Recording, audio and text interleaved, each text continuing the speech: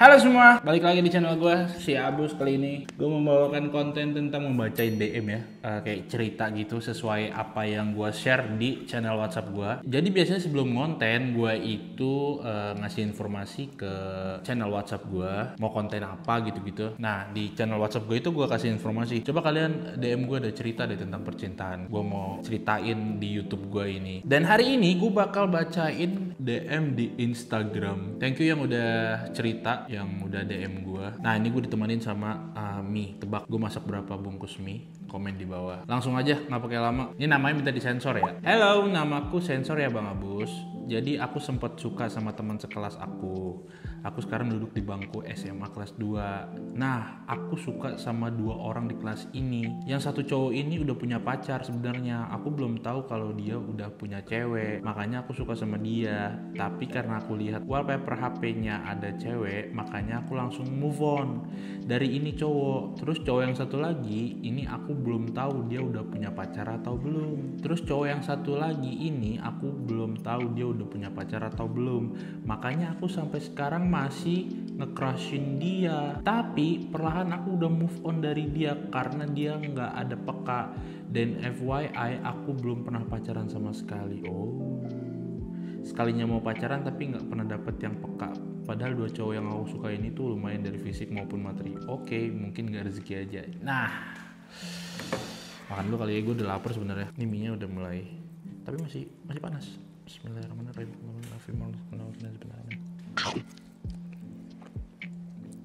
Gue suka banget masak mie goreng pakai minyak wijen ditambahin. Enak banget. BTW ini mie goreng original. Gue tambahin bakso, terus pakai telur 2 baksonya. Jadi lo suka dan lo belum pernah pacaran. Menurut gua kalau belum pernah pacaran jangan terlalu banyak memilih. Ladenin aja dulu siapa yang lagi deketin lo. Terus kalau misalkan lo ngekerasin seseorang, boleh kok cewek mulai duluan, caper-caper dikit boleh lah. Tapi jangan terlalu berlebihan. Jadinya nanti takutnya apa ya, annoying gitu. Nggak apa-apa kalian mulai apa namanya? Mulai duluan gitu. Nggak ada yang marahin juga. Terus dia bilang patokannya wallpaper HP-nya ada cewek. Belum tentu itu ceweknya. Siapa tahu itu Lisa Blackpink. Jadi saran gue gitu, perluas pertemanan. Misal lu nggak apa-apa nih, tanya nih, lu punya teman cowok gak? Gue pengen pacaran, gue pengen punya teman hidup nih, gue pengen apalah, kenalin dong ke gue. Itu salah satu cara gue. Gue tuh tipe cowok yang nggak bisa kenalan langsung sama cewek. Takut apa ya? Takut gak nyaman gitu loh. Next, ini boleh gak ya namanya? Kita sensor aja lah ya semuanya. Halo, mau cerita. Jadi aku suka sama seseorang dari kelas 8. Oh jadi ceritanya dari tadi nih jatuh cinta. Kelas 8 SMP sampai sekarang aku udah lulus SMA. Aku suka sama dia tuh gak tahu dari apanya. Gimana? Bener sih. Gue kalau ditanyain, lu cinta gak sama dia? Kenapa lu cinta? No reason. Aku suka sama dia tuh gak tahu dari apanya. Selama 5 tahun ini, aku udah sering lihat dia gonta-ganti pasangan. Wow. Dan lu belum maju selangkah bang. Tapi tetap aja nggak bisa ngilangin rasa aku ke dia. Oh iya, BTW aku suka sama dia itu satu SMP sama satu SMA. Jadi susah banget buat aku lupa sama dia. Yang bikin susah buat aku lupain dia itu karena kita sering eye contact aja.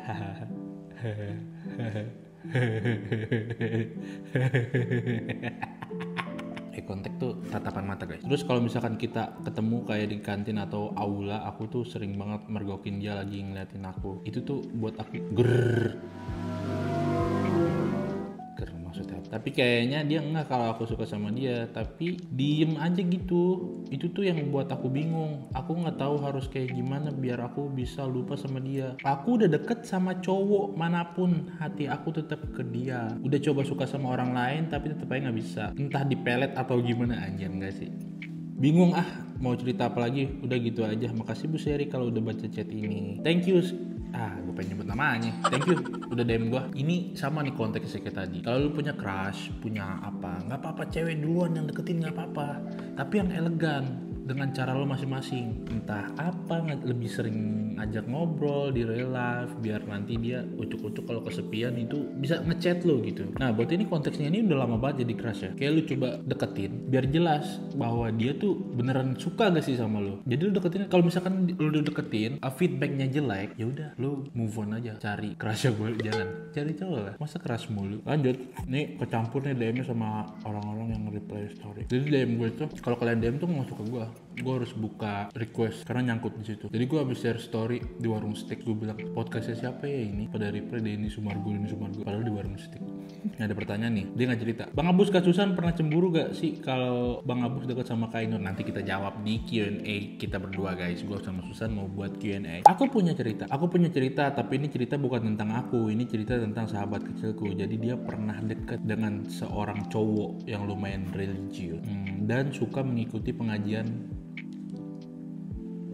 Oke.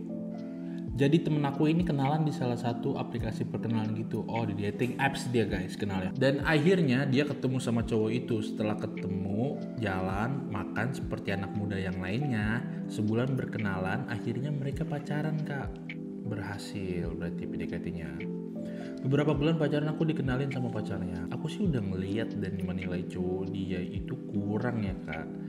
Gak ada effort kalau emang dia mencerminkan sayang dia ke sahabatku. Aku sebagai sahabatnya dari kecil pasti kan ingin dia dapat yang baik dan penyayang. Dan akhirnya nih sahabat aku dengerin kata-kata aku dan mikir apa yang aku nasihatin. Setelah itu sahabat aku mau minta putus sama dia, tapi cowok itu kekeh nggak pengen putus. Akhirnya ya udah mereka masih stay sebagai pacar. Tapi tiba-tiba si cowok nggak ada angin apa-apa dia minta putus. Kalau cowok guys, ini rahasia cowoknya. Kalau cowok tiba-tiba lo lagi dekat, tiba-tiba menjauh, tiba-tiba jarang balas chat, dia punya cewek lain. Dia lagi dekat sama cewek lain. Jadi pas lagi sama lu nih, sebenarnya dia nggak suka-suka banget sama lu. Jadi dia tuh main zona aman gitu. Gini nih, ya udah, gue tetap sama dia tapi gue deketin dia. Nah selama deketin dia nggak mau kehilangan lu, tuh kurang ajar tuh, nggak mau kehilangan lu. Jadi dia tetap berusaha. Ketika udah ada lampu hijau dari pihak kedua, yaitu cewek yang dideketin, cewek baru, pelan-pelan ditinggalin di cewek yang pertama. Dicuekin lah, jarang ngabarin lah, pokoknya ditinggalin lah. Gimana caranya biar bisa putus secara natural gitu. Kalau konteksnya kayak dia nih, itu udah nggak bisa dengan cara natural. Mungkin dengan cara natural nggak kena, ceweknya nggak minta putus, akhirnya dia minta putus, nggak ada angin, nggak ada hujan. Jadi gitu. Jadi kalau tiba-tiba cowok berubah, yang tadinya intens, yang tadinya good gitu dalam chat, tiba-tiba berubah, itu ada cewek lain. Fix. Next, harusnya syuting begini berdua ya, jadi gue nyuap, dia baca. Siapa guys menurut kalian yang bisa nemenin gue nih buat syuting segmen ini? Menurut kalian nama segmennya apa ya? Komen di bawah. Dan nanti gue juga mau ada segmen telepon followers. Jadi dulu gue waktu gue nge-grab car, tiap jam 11 itu gue selalu denger Gen FM. Dan itu kayak segmennya apa gue lupa, nelfon ke pendengar dan cerita. Itu seru banget, 1 jam. Kayak kita bisa belajar dari pengalaman orang lain, dari cerita orang lain, tanpa kita harus mengalami itu. Contoh kayak gue kegigit ular, sampai mau mati. Gue bilang sama lu, hati-hati ada ular, ntar lo kegigit, bisa mati. Gue aja mau mati kegigit. Di situ lo dapat pelajaran dari gue karena gue pernah kegigit ular. Nah banyak kan orang udah dikasih tahu nih kayak gitu, dia tetap mau nyoba digigit ular. Emang ada tipe-tipe orang kayak gitu yang harus digigit dulu baru tahu kalau ular itu bahaya. Oke, ada lagi cerita nih. Bang mau cerita, jadi gini, gue belum bisa bener-bener move on dari mantan gue. Oh yeah, gue padahal udah 2 tahun lebih gitu. Dulu gue sama dia tuh tetanggaan, beda beberapa rumah doang, dari SD sampai SMP satu sekolah. Tiap sekolah bareng terus dan juga sering main sama teman-teman rumah juga. Dan kita emang suka putus nyambung gitu. Terus pas kelas 9 tuh gue putus gara-gara dia deket sama cewek lain. Terus gue putusin, habis itu mereka jadian, tapi kayak gue sama dia masih baik-baik aja gitu. Terus dia sempet nyamperin gue ke kelas karena kita beda kelas anjir. Karena kita beda kelas yoi. Dia minta maaf ke gue sampai berlutut anjay. Kayak agak malu jujur soalnya dari banyak orang. Tapi kayak abis dari situ ya udah biasa aja. Nah terus nggak lama kayak cuma nih tulisannya kayak, kalau gue kayak cuma 2/3 bulan gitu mereka putus. Habis mereka putus sih mantan gue ini deketin gue lagi, ngajak balikan, tapi gue kayak takut gitu kan, nggak mau berurusan sama hubungan apapun dulu gitu. Terus gue pindah rumah, nggak jauh sih, masih satu kota dan satu daerah juga, paling naik motor cuma 20-30 menitan kalau macet. Udah nggak ada lagi bawanya. Apa ini nanggepinnya? Ya gini, bicara mantan ya guys, nggak ada salahnya kok balikan, nggak ada salahnya lagi ngasih kesempatan kedua. Tapi ya kalian harus siap dengan konsekuensi. Misalkan lu balikan nih, cowok lu tuh harus terima kalau lu jauh lebih posesif dari sebelumnya, jauh lebih protect dari sebelumnya, karena kepercayaannya udah nggak full lagi gitu, udah nggak sepercaya pas sebelum lu ngianatin gitu guys. Gak apa-apa balikan. Terus gue mau cerita percintaan gue yang menurut gue aneh. WK. Jadi gini, gue sekarang 20 tahun. Nah pertama gue pacaran pas kelas 9, terus habis itu kelas 10 ada tuh deket doang. Nah pas kelas 11 nggak ada samsek, terus deket lagi kelas 12 dan itu cuma deket berapa bulan dang. Lu tahu gue yang ngejauhin dia karena gue tiba-tiba ilfil gitu, nggak tahu kenapa dia pun nggak berbuat apa-apa yang bikin gue ngerasa ilfil. Suka kayak gitu sih emang kadang-kadang. Tapi gue nya aja yang tiba-tiba ih apaan sih, males deh gitu.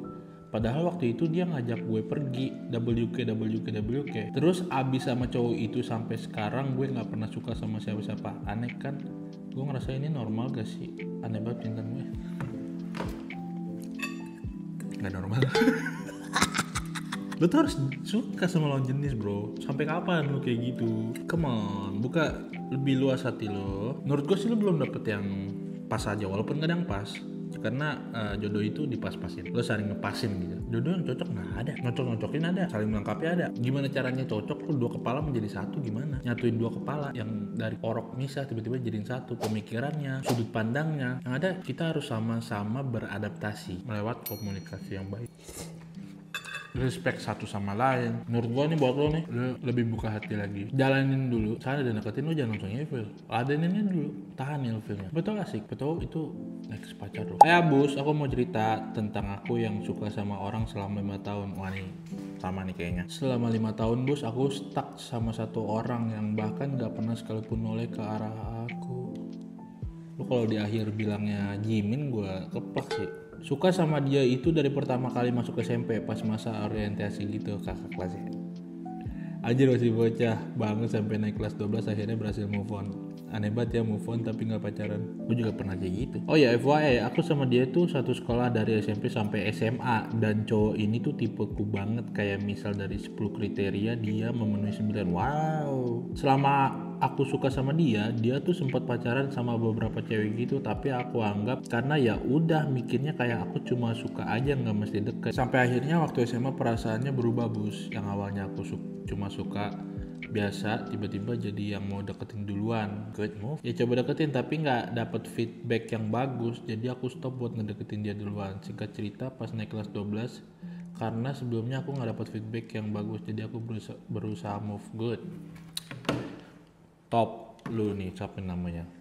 Cutie Boba lah namanya itu, gue sebutin.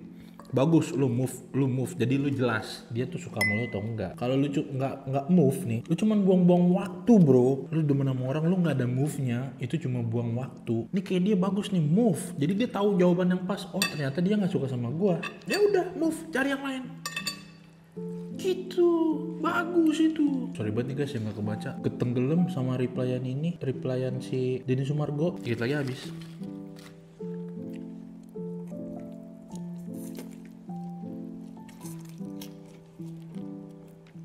Kan gue baru minta ininya sekarang ya, tanggal 24 September waktu itu kemarin tuh minta DM gue dong cerita. Ternyata ini orang udah cerita dari Juli tanggal 10. Kalian dengerin, siapa tahu ini bisa jadi pelajaran buat kalian. Gue juga belum baca. Bus, hari Minggu ini kemarin tanggal 7 Juli aku baru tahu kalau suami aku selingkuh. Suami ini udah berkeluarga guys. Padahal kemarin tanggal 9 Juli baru 1 tahun pernikahan. Baru nikah bro. Sakit banget rasanya, sampai menangis pun sulit banget karena dada terlalu susah.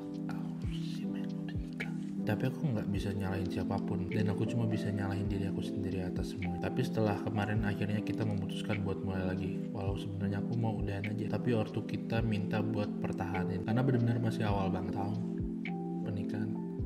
Nikah itu seumur hidup, setahun tuh baru banget. Tapi sekarang semua orang terutama suami aku bersikap seolah-olah nggak pernah ada apa-apa, nggak terjadi apa-apa. Padahal aku sampai detik ini tiap sendiri, tiap diem, gak peduli di jalan, di tempat kerja, di rumah ataupun di mana aja, pikiran aku masih dipenuhi apa yang terjadi kemarin. Aku sakit, aku sedih, benar-benar sendiri. Orang lain benar-benar bersikap seolah gak pernah terjadi apa-apa. Aku gak punya siapapun buat menghibur diri aku sendiri kecuali diri aku sendiri. Sedih banget. Aku tahu rasanya deh kayaknya hancur banget coy. Baru setahun dihianatin, balikan, terus kayak suami itu kayak nggak pernah selingkuh, kayak nggak pernah buat salah. Nah ini baru cerita yang kemarin, baru nih. Gue mau cerita nih bos, jadi gue sama suami gue awal kenal di tempat kerja suatu outlet. Oh berarti ini sekarang udah fine aja nih. Ya dong, ini tanggal bulan Juli dia cerita galau abis selingkuhin. Dan kemarin tanggal 24 September cerita nih yang baru, paling baru, lagi cerita jatuh cinta. Alhamdulillah. Jadi gue sama suami awal kenal di tempat kerja satu outlet. Awalnya biasa aja, cenderung suka ribut karena suami gue tipe yang laki songong kayak lu. Dan itu tipe laki yang paling gue sebel. Nggak perlu nikahin. Nggak bercanda. Suami gue kondisinya dulu udah berkeluarga, punya anak satu. Oh iya. Duren udah keren. Gak tahu gimana mulanya, pokoknya akhirnya dia deketin gue. Dan akhirnya kita deket. Gue tahu dia udah berkeluarga, tapi dia bilang udah di tahap ribut terus dan pisah ranjang. Gue juga lagi dalam hubungan yang gak sehat. Ya gue pacaran sesama dan udah agak lama, tapi kondisinya gue udah sebenarnya lurus banget. Tapi karena terlanjur dan nyaman aja, makanya gue lanjutin. Intinya sampai akhirnya ketahuan sama istri dia yang cewek gue dulu, cowok kali, dan hampir di-cut dari kerjaan karena cewek gue dulu rada gila dan nekat. Tapi sampai akhirnya sama pasangan kita masing-masing, lu cowok cewek bro. Intinya sampai akhirnya ketahuan sama istri dia yang cewek gue dulu, dan hampir di-cut dari kerjaan karena cewek gue dulu rada gila dan nekat. Tapi sampai akhirnya sama pasangan kita masing-masing itu kita selesai, dan gue tetap lanjut sama suami gue dan akhirnya sampai nikah. Tapi dibalik itu semua gue nggak pernah membenarkan perbuatan gue dulu. Gue tahu gue salah. Ya gimana ya guys, mungkin cerita yang di atas itu karma, because karma is real. Lu nggak tahu apa doa yang orang mau sakitin, jadi berhati-hatilah dalam bertindak. Dan gue berusaha buat tetap sama suami, tapi akhirnya 2 hari sebelum 1 tahun pernikahan gue, jadi nikahnya belum 1 tahun, suami gue dia ketahuan selingkuh sama teman kerja satu outletnya.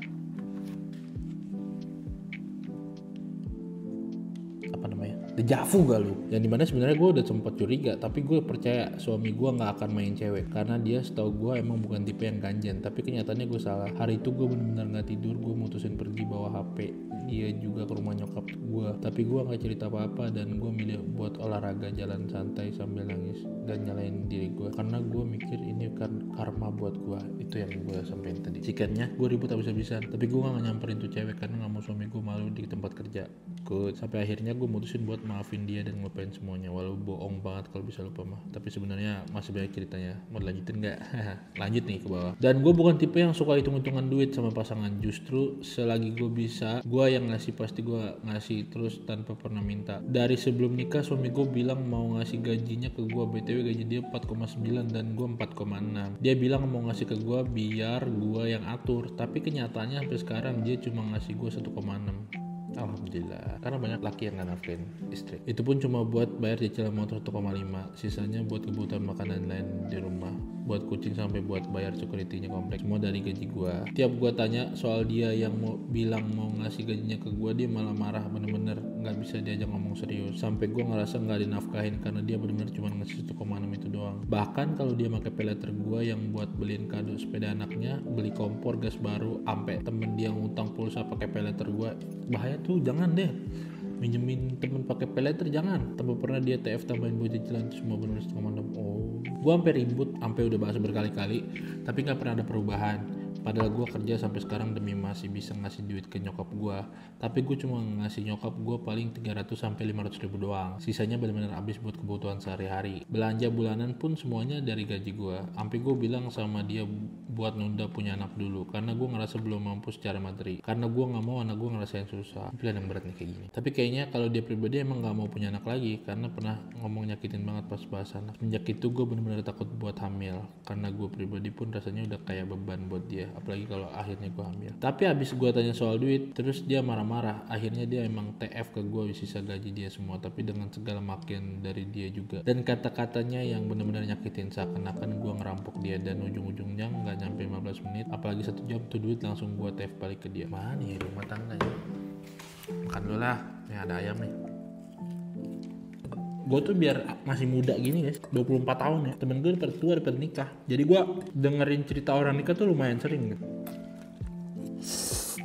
Untuk mbak ini kan udah pernah disingguin kebalikan, terus masalah ekonomi. Kayak menurut gue bukan nggurin ya, ini menurut gue lebih banyak ngobrol deh. Coba deh kayak suami pulang kerja ada ngobrol gitu, cerita bareng gak? Karena gue liat tuh di sini Bang Untap kayak Indira ya selalu ngobrol, komunikasi, dan itu menurut gue sangat penting. Pondasi dari suatu hubungan itu komunikasi. Dari komunikasi bisa respect each other gitu. Kalau komunikasi jelek ya susah. Coba deh diperbaikin lagi komunikasi kalian. Nanti insya Allah masalah-masalah kayak gitu udah selesai tuh biasanya. Next, misal kamu beli motor second aja, biar cash tapi cash, jadi nggak ada cicilan lagi. Bisa jadi nih kalau komunikasinya bagus, lo nyampeinnya bagus, lo bisa manage uang gaji kamu segini, uang gaji aku segini, aku yang handle. Nanti aku manage keuangannya. Ini buat kebutuhan setiap hari, ini buat cicilan, ini buat listrik, ini buat kontrakan, ini buat orang tua, sisanya segini, ini buat saving. Kamu aku jatahin segini, kamu setuju gak? Menurut gue itu bisa masuk akal sih kalau komunikasinya bagus gitu. Apalagi soal ekonomi itu krusial banget guys. Makanya sekarang gue sama Susan itu udah ngomongin masalah keuangan. Sampai yang gue di vlog gue sebelumnya gue cerita, emang sebelumnya pas awal-awal pacaran gue ngedate ganti-gantian. Susan beli tiket nonton di booking, gue mesen makanan minuman gitu sampai nemu caranya gimana cara biar kita irit setiap ngedate. Ya udah kita bikin satu wallet di bank Jago itu. Susan bisa akses, gue bisa akses, Susan bisa naro, gue bisa naro, Susan bisa narik, gue bisa narik. Jadi itu kantong bersama. Jadi setiap bulan Susan naruh sekian, gue naruh sekian. Jadi setiap kita ngedate, kita belinya pakai uang itu. Nah, gara-gara kita jarang ngedate yang gimana-gimana, duit itu jadi nambah terus guys. Jarang kepake dikit banget. Jadi bisa jadi tabungan gitu. Buat kalian yang masih pacaran, dibentuk tuh sistem komunikasi kalian gimana sama pasangan. Karena pernikahan itu, kata temen-temen gue, kata sekeliling gue, 70% isinya cuma ngobrol. Semoga kalian bisa ambil pelajaran dari cerita teman-teman kita ini yang udah DM gue, yang udah effort buat ngetik. Thank you banget. Sorry banget yang udah DM tapi gak kebaca. Scrollnya tadi gue udah coba scroll anjir, ketiban sama replyan story gitu. Cukup sekian video kali ini. Kalau kalian suka sama video ini silahkan di like. Kalau kalian gak suka ya boleh kritik, video kurang seru, aturan kayak gini bang, aturan kayak gini, gak apa-apa. Gue terima semua kritik, saran dan kalian. Gue masih membuka lebar-lebar. Terima kasih buat yang udah subscribe, yang udah nonton sampai akhir. Jangan lupa like, comment, dan share. Jangan skip iklannya buat modal gue nikah guys. Oke, bye.